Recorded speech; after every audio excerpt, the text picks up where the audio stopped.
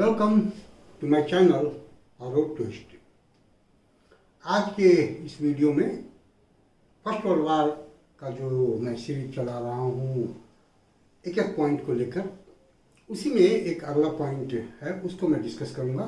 Bosnia crisis जो 1908 में हुआ था। बॉस्निया जो टर्की का एक प्रोविंस था उसको लेकर एक समस्या खड़ी हुई थी। उसके बारे में पहले बर्लिन में एक सम्मेलन हुआ था।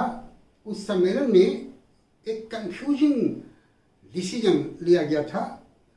वो डिसीजन ये था कि टर्की का अंग तो रहेगा बोस्निया उसका पार्ट बना रहेगा, but Austria Hungary will administer that province.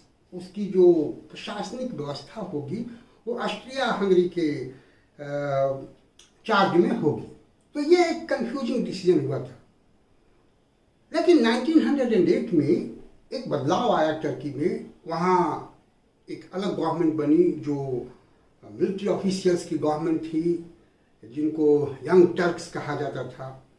उन लोगों का इरादा था कि बॉस्निया जो है वो पूरी तरह से अब टर्की के अधीन रहे, और इसी बात ने एक समस्या पैदा की, क्योंकि ऑस्ट्रिया अपने अधिकार को छोड़ना नहीं चाह रहा था और जो यंग टर्क्स थे वो बॉस्निया को पूरी तरह से टर्की के अंतर्गत लाना चाह रहे थे।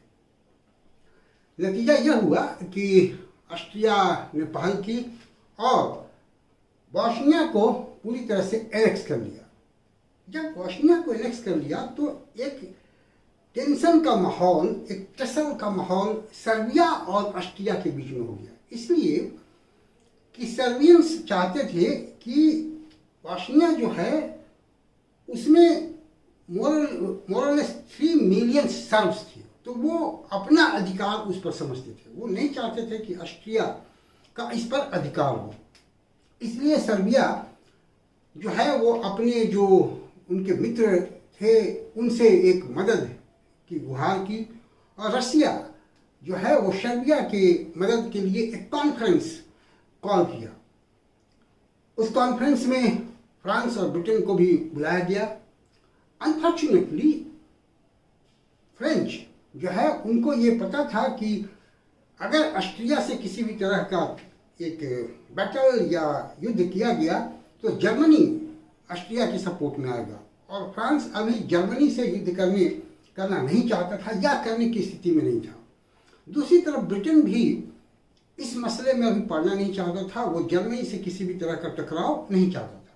नतीजा ये हुआ कि जो कॉन्फ्रेंस बुलाया गया रसिया के द्वारा, वो कॉन्फ्रेंस वो सफल नहीं हो पाया। कॉन्फ्रेंस हुआ ही नहीं, और ऑस्ट्रिया के अंतर्गत या ऑस्ट्रिया के कंट्रोल में बॉस्निया पूरी तरह से आ गया। तो ये जो बॉस्निया का संकट है इसने एक तनाव पैदा किया। खास करके सर्बिया जो है वो बिल्कुल हॉस्टाइल और इसका बदला लेने की चाहत उसके मन में आ गई, और यह भी एक कारण बनता है प्रथम विश्व युद्ध का। दूसरी तरफ रसिया जो है वो ह्यूमिलिएटेड फील कर रहा था। एक तो जो जापान से उसका युद्ध हुआ था उसमें वो हार गया था। दूसरा ये जो कॉन्फ्रेंस बुलाने की कोशिश की और सर्बिया की मदद करना चाहा तो इसमें भी वो सफल नहीं हुआ। तो वो भी ह्यूमिलिएटेड फील कर रहा था, और वो भी अपनी मिलिट्री को मॉडर्नाइज करने लगा, मिलिट्री को स्ट्रेंथन करने लगा और वार के लिए खुद को तैयार करने लगा। तो ये जो बॉस्नियन क्राइसिस है 1908 का, ये बॉस्नियन क्राइसिस भी एक इम्पॉर्टेंट कारण बनता है प्रथम विश्व युद्ध का। 1911 में एक और क्राइसिस हुई, अगादीर की क्राइसिस। उसने भी प्रथम विश्व युद्ध में अपना एक रोल अदा किया। ये समस्या उत्पन्न इस बात से हुई कि जो सुल्तान था मोरक्को में, उसके खिलाफ कुछ रिबेलियंस विद्रोह कर रहे थे, और सुल्तान को सपोर्ट करने के लिए मोरक्को की राजधानी फेज में फ्रेंच अपना ट्रूप्स भेजते हैं। लेकिन यह बात जर्मनी को खलने लगती है, और जर्मनी कुछ कंसेशन पाने के लिए, खास करके फ्रेंच कॉन्गो जो एरिया है उसको पाने के लिए जर्मनी भी अपना जो पैंथर नाम का उसका जो बोट था उसको भेजता है अगादीर में। अगादीर में जब उसका बोट पहुंच जाता है तो इस बात से एक नई समस्या उत्पन्न होती है, खास करके ब्रिटेन को इससे चिंता होती है। ब्रिटेन को लगता है कि अब अगादीर पर जो है वो जर्मनी अपना कंट्रोल कर लेगा। दूसरी तरफ जर्मनी को ये लगता है कि मोरक्को पर कहीं फ्रांसीसी पूरी तरह से कंट्रोल कर लेंगे। तो ये एक कंट्रोल करने का की जो मन में शंका या प्रतिद्वंदिता थी, इसने एक कंफ्यूजन पैदा किया। ब्रिटेन को लग रहा था कि अगर अगादीर पर जर्मन कंट्रोल हो गया तो उससे उसका जो ट्रेड रूट है उसमें कुछ ऑब्स्टिकल्स आएंगे और ट्रेड में ब्रिटेन को परेशानी होगी। इसका नतीजा यह हुआ कि ब्रिटिश चांसलर लॉर्ड जॉर्ज ने जर्मनी को थ्रेटन किया कि ब्रिटेन जो है वो स्टैंड बाई पोजीशन में नहीं रहेगा, बल्कि वो भी इसमें आएगा।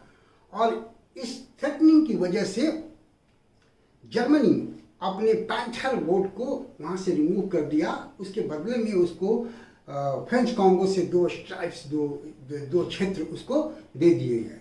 लेकिन इस बात से जो जर्मन जनता थी, जो जर्मन ओपिनियन थी, वो ब्रिटेन के खिलाफ हो गई और एक तनावपूर्ण वातावरण जर्मनी और ब्रिटेन के बीच में हो गया। दूसरी तरफ ब्रिटेन जो है वो अपने नेवल पावर को बढ़ा रहा था। इस बात से भी जर्मन जो एडमिनिस्ट्रेटर थे, खास करके काइजर विलियम, वो भी चिंतित था और वो भी अपनी नेवल पावर को बढ़ा रहा था और जर्मन ओपिनियन भी ब्रिटेन के खिलाफ हो गई। तो ये जो अगादीर की समस्या है, इसने भी एक कंफ्यूजन पैदा किया, एक दूसरे के खिलाफ हैट्रेड पैदा किया और प्रथम विश्व युद्ध का एक कारण ये भी बनता है। तो आज इस वीडियो में इतना ही।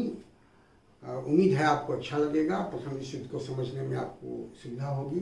अच्छा लगे तो आप खुद भी देखिए, अपने फ्रेंड्स को सजेस्ट कीजिए और मेरे चैनल को सब्सक्राइब कीजिए। मेरे जो अन्य वीडियो हैं, खास करके फर्स्ट वर्ल्ड वॉर से जुड़े हुए और दूसरे भी जो वीडियो हैं, सब्सक्रिप्शन में उनका लिंक दिया हुआ है, आप चाहें तो वहाँ से वीडियो देख सकते हैं। Thank you for watching me. See you again with the new causes or new reasons of the First World War.